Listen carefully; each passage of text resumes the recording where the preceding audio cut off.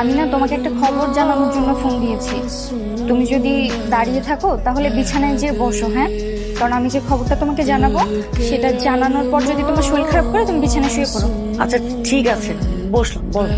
আসলে মা, আমি ফার্স্ট ইয়ারে থাকতে অন্য মেয়ে একটা ছেলেকে বিয়ে করেছি, আর আমরা একই বাসাতেই থাকি।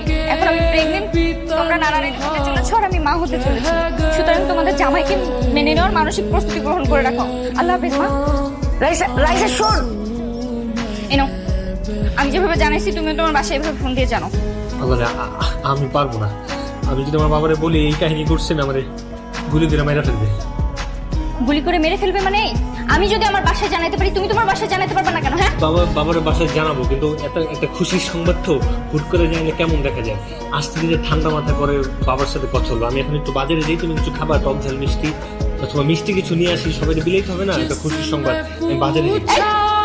আরে এখন তুমি, আরে এখন বাজারে যাই কেন? হ্যালো, এই কই তুমি? আমি তো একটু বাজারে আসছি। বাজারে? তোমাকে এখন বাজারে যেতে কে বলছে? না, ওই বাজারে একটা জরুরি কাজ আছে তো তাই আসলাম। আর শোনো না, আমার ফোনটায় না চার্জ নাই, যে কোনো সময় ফোনটা অফ হয়ে যেতে পারে। আর তুমি কোনো টেনশন করো না, আমার আসতে একটু দেরি হইতে পারে। ও আচ্ছা আচ্ছা, বুঝতে পারছি তুমি কোন বাজারে গেছো। তোমার মোবাইলে চার্জ থাকুক না থাকুক, বন্ধ হয়ে যাক, কোনো সমস্যা নেই। তুমি যেখানে আছো সেই বাজারে আমি আসছি।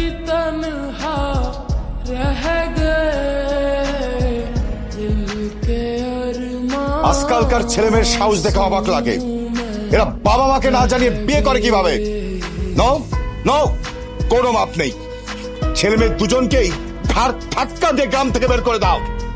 আচ্ছা ধর, আমি এই মুহূর্তে একটা খুব বড় একটা ভুল করে ফেলছি। বাবা আমার সাথে কি কি করতে পারে?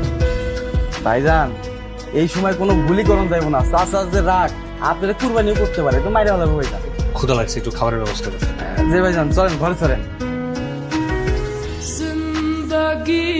এক্সকিউজ মি ভাইয়া, এখানে চেয়ারম্যানের বাসা মানে লিমনদের বাসা কোনটা? সুজা যায় হাতের বাম পাশে বাড়িটা, ওই বাড়িটা। আপনি কেডা? এটা কি লিমনদের বাসা? যে এটা লিমন ভাইজান গো বাসা। আপনি কেডা? বাড়িতে ঢুকতেছেন কে? লিমন, তুমি যে বাজারে যার নাম নিয়ে উধাও হয়ে গেলে, দেখতে আসলাম। কোন বাজারে গেলে? এই বাজারে আসছো? এটা কেডা? মায়ের একটা মাইয়া, তোর এটা কিছু জানা লাগবে না, তুই দেখতে যা। বলতে পারতেছো না যে আমি তোমার বউ? এই যাও, এক গ্লাস পানি নিয়ে আসো।